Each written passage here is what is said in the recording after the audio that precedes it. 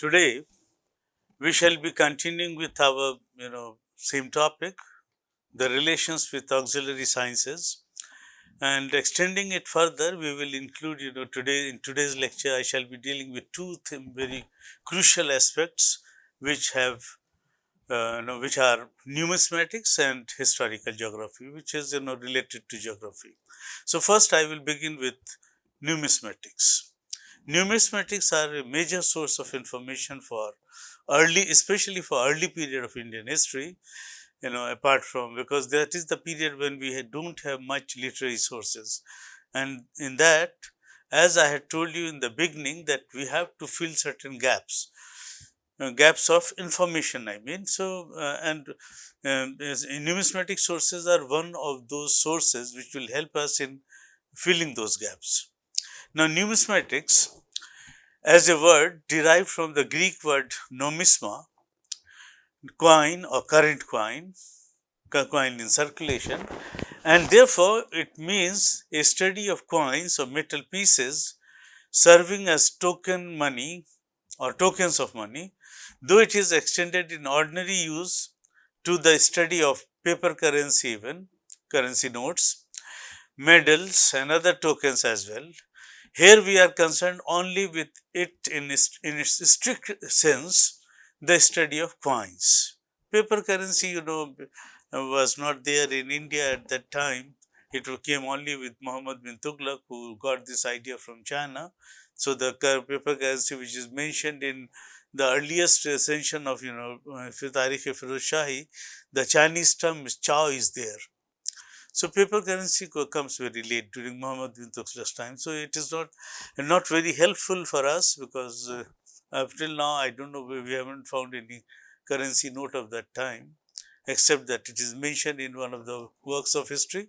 So when coins were minted after the fashion of Greek coinage, first of all by the Bactrian Greek, the Greeks who had occupied that area, and then by the Indo-Greek rulers, these began to supplant the earlier Indian punch-marked coins, which has come down to us from Mauryan period.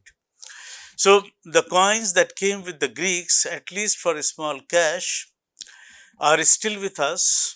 We have in various, museums. We have them, and had certain common characteristics with which helps us in identifying a particular piece of metal as a coin, that it represents coin. So those features are, there are number one, there are three standard metals in which coins were issued. That's why these coins are also known as trimetallic coins. This will continue till Mughal period. They are gold, numismatic symbol is A/, silver AR, and then copper, most popular one, E. When silver and copper are combined, alloy is created, which is known as Billon, Billon, Billon, and usually acquires a black appearance. This is very common, from archaeological sites. Most of, the coins which we got from one of our nearest vicinity, there is a place from where from the field, the peasants informed us there are hoards of coins there. Ultimately, from our department, some people went there and got hold of them. They were absolutely dark, black colored. They are actually billions. So, so copper mixed with nickel is termed cupro-nickel. Another alloy is potin, that is copper alloyed with tin, lead or zinc. During the post-Mauryan era, nickel and lead are also came to be used in coins. Zinc, we have evidence of zinc on a brass, on a vase, which has come intact, which is an alloy of copper and zinc. So much the punch marked coins used to be of various shapes, but the coins minted by the Greeks, they are of asymmetrical shape. They are irregular shaped, the punch marked coins. But the coins introduced by the Greeks were usually circular, sometimes squarish in shapes, being sometimes adopted later, apparently to suit the Indian familiarity with rectangular punch marked coins. This is a guess. So, numismatics call the two sides of a coin, one is called obverse, the other is called reverse. This is still, head and tail we call it now, especially in the cricket match or any match for that matter, sports, the umpire comes and he, you know, send, flings a coin into the air and then try to ask the choice. So, it will have head and tail. So, in our terminology, we call it obverse and reverse of the coin. What is obverse then? When the hammer struck the metal piece that was to turn into coin, then the side of the piece underneath, which attains its shape from the die on the anvil and so tends to be convex, is called obverse. The other side, which receives its shape from the die fixed to the punch or the hammer, is called reverse. In addition to these technical senses of the two terms, the side which contains the bust of the ruler or some monarch of the sovereign, then the lettering is normally called obverse, and the other side, that is reverse. This mode of classification becomes necessary in the case of coins that are cast in molds, where the side struck by the hammer cannot naturally be identified because they are struck from the side. In some cases, it is possible that the obverse by one definition may be reversed by another, but in such cases, the primary technical definition based on the lower and upper dies for obverse and reverse should perhaps prevail. Generally, this is accepted. Any writing or phrase, name impressed on the coin is called legend. Even now, this practice continues.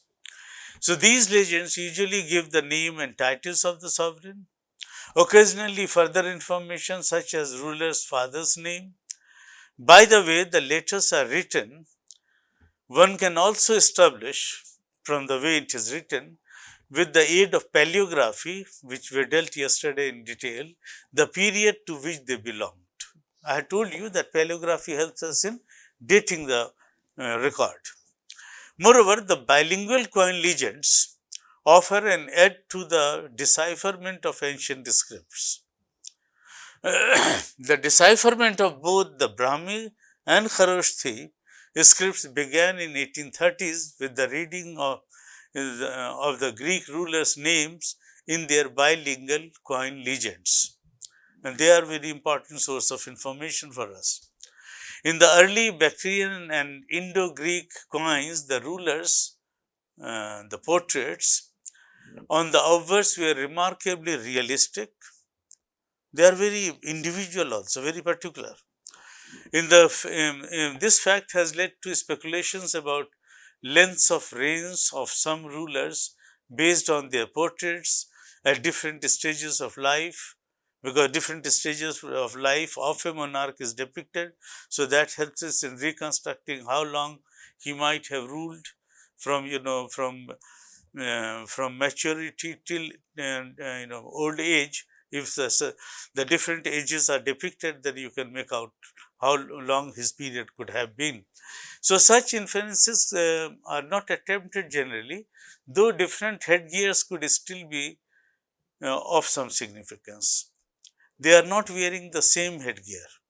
So, they can also be helpful in the iconography, which will help us in reading about that monarch or period. The images of divinities usually found on the reverse can be taken to reflect the rulers or their subjects' religious attachments. So, coins also contain symbols, some clearly affiliated to particular rulers, which identify their coins even when sovereigns' names cannot be read, but the figures are there. The dates in years that begin to be shown on coins of the satraps of Gujarat after AD 180 are a great help to reconstructing the dynastic chronology, but this custom remained unique to this dynasty during our period. This is the only dynasty, satraps of Gujarat. Sometimes coins of one ruler are found counterstruck by the dies of another ruler. Now, this is a curious phenomenon. This generally implies that the two rulers were either contemporaries or the counter-striking ruler succeeded the original issuer by inheritance, coup, or conquest. Any one of these could be the cause. Counter striking, which is involved here, saves minting costs because there is already a coin, you are counter striking on that, particularly in the case of coins of cheaper metals like copper. It has little to do with the state of abundance or scarcity of metal at the time, but when an entire treasury was, appropriated by the victor, as in the case of Nasik, Joga Thembi hoard of Nagpana's silver coins, of which no less than 9,270 coins were counterstruck by Gautamiputra Satkarni. That is Gautamiputra Satkarni. The urgent need to spend or distribute the booty perhaps dictated the shortcut, means counter striking. Since fresh minting after melting down the coins would have taken a great deal of time and loss of metal as well, each coin by its metal and weight represented a unit of money whose name is not usually indicated on the coins themselves. For example, the Bactrian Greek kings issued drachmas, from which dirhams come, of gold and silver according to the standard Attic weight. The standard weight was 4.27 grams. While later Greek rulers followed for their silver issues containing Kharoshthi legends, and it has been very well established, the Indian weight of the drachma was around 3.75 grams instead of the Greek counterparts 4.27 grams. So, the Western satrap silver coins usually weighed 2.33 grams or round about that, thereabouts. Each coin at the time of issue had to include in its value the price of metal carried in it, plus the mintage or cost of minting and the signorage or the ruler's profit. If the mintage was open or free, then all merchants bringing uncoined metal bullion to the mint had to bring in metal of a weight larger than that of the coins which they sought, in order to cover both mintage and signorage. So, each coin before being wound out should therefore normally have borne value above the market price of its metallic content. So, there is a ratio, there is a link between the value it is carrying and the intrinsic value of the metal, both will correspond. Because if you disbalance this equilibrium, then there will be deflation. If you increase the quantity of alloy, it will result in spurious coins. So, that will have a negative value on the market, negative impact. When a coin's value was thus established, rulers might have the temptation to resort to debasement, as I was talking about, which usually meant maintaining the weight of the coin, but replacing in part the higher value metal, gold or silver or whatever, with an inferior metal. Now, you are trying to foist a coin which is of very spacious nature, spurious kind of thing you are doing. Base metal is replacing the higher content metal. So, that is a practice which is known as debasement of the coins. This is also done through, for example, by reducing the silver content of the coin and then alloying it with copper. That reminds me, I am wearing a ring, finger ring. It's made of gold, 22 carat. Now, this is the exact weight and exact value of the metal.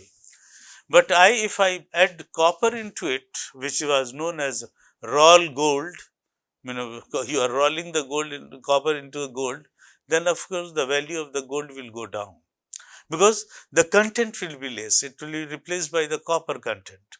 That's what I mean, to make it very simple.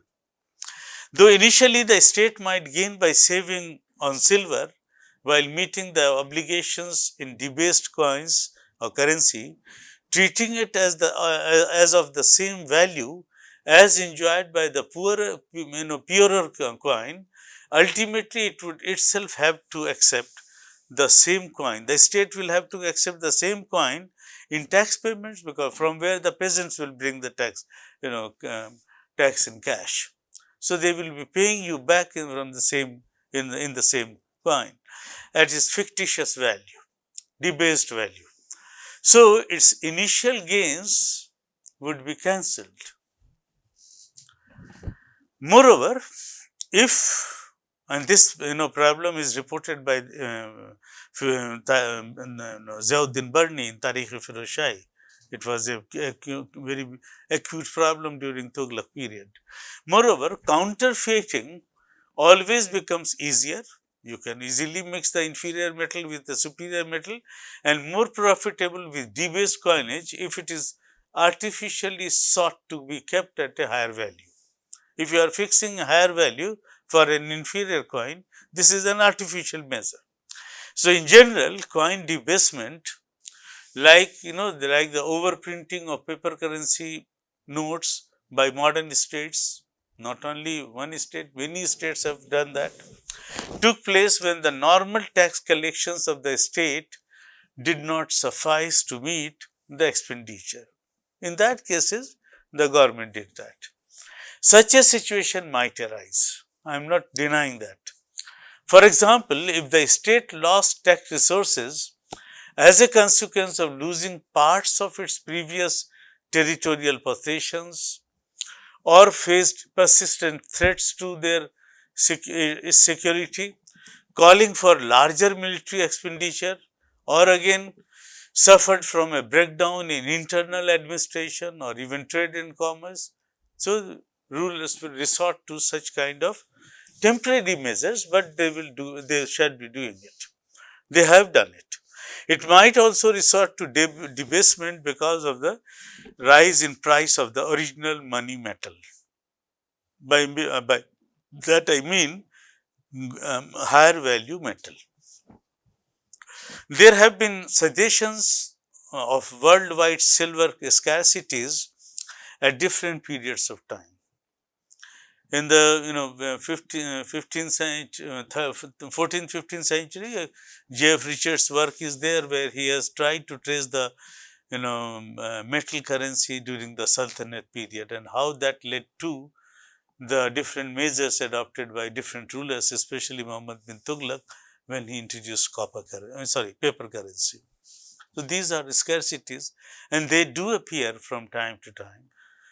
But by 16th century, by the end of the 15th century, when New World was discovered by Columbus and his team, since then there was a regular flow of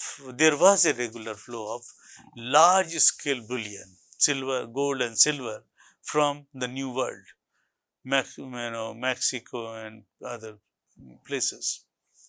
That created a situation in Europe which is known as price revolution, where suddenly you find there is a wholesale influx of metals, good metals in their purest form into the Spanish market. So they started, the Spanish market, Spain turned out to be a bigger purchaser of luxury goods, and that coincides with the rise of introduction of silk and silk trade in Italy. Because this money which the rulers and their cohorts in Spain got, they went on a purchasing spree. So, when you are purchasing something from a different country, you are actually transferring your bullion to that country. So, that that witnessed a kind of a flow which is not known in the ancient world, but that resulted in price revolution of 16th century, which created quite a few institutional changes at political, social, economic levels. So, this is the role of coins in economic history. In other words, there are many factors to be considered before one can fix on the cause for the debasement of the coinage by an issuing state. Why they are doing it? So, some examples I gave you. Sometimes in numismatics discussions of the effects of this debasement, a principle called Grasham's law is mentioned. Grasham's law, when spurious coins expel rather the pure coins from the market, where the spurious coins dominate the market. So, this was named after Sir John Grasham, 1979. This law simply states that bad money drives out the good money from the market. So, one should be very careful. When the debased coins carry the same nominal value, that is to say, in debt repayment or tax repayment, as the good coins, people prefer to make their legal payments in bad money, spurious money, and send the good money abroad where coins are accepted only by their true metallic value. People even spell down good coins to obtain the metal they contain, which can then be sold at a higher market value in a country which has debased its coins. Thus, it is the debased money alone which remains in use within the territory of the state concerned, which has gone for debasement. Well, I will take a pause and then I will begin with my next lecture.